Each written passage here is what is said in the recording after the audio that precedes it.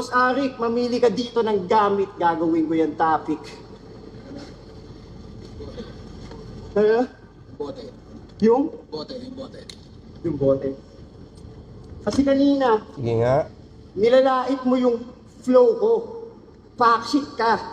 Para kang yung boteng yan, wala ka nang laman tapos plastic pa. Tangina. Tangina, lakas nun. Ang basic na risk-taking nun, Kuys. Ang galing nun, boy. Wala ka ng laman, tapos plastic pa.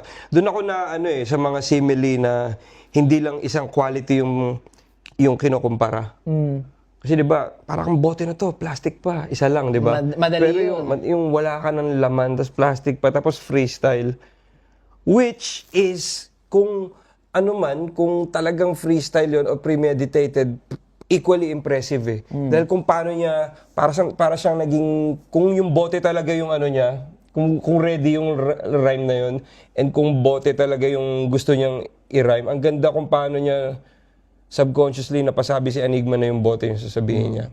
Pero mahirap yun i-predict. Kumbaga, gaano karami iahanda mo if ever. Kasi hawak niya may hawak siyang bote, hindi ko alam kung conscious ba yun na ginagano niya kay Enigma. Ibang skill na naman yun if Diba? ever. Kaya sabi ko, equally impressive, prepared man yan o hindi, sa parehong banda, ang galing. Kung paano niya i-pull off yun. Kung paano Sobrang na-pull laking off. risk. Yeah.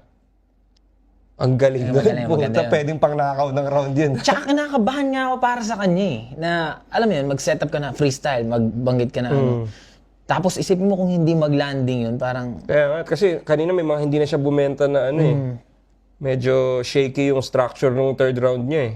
Na, appreciate ko tong part na to. Parang saving grace to eh, no?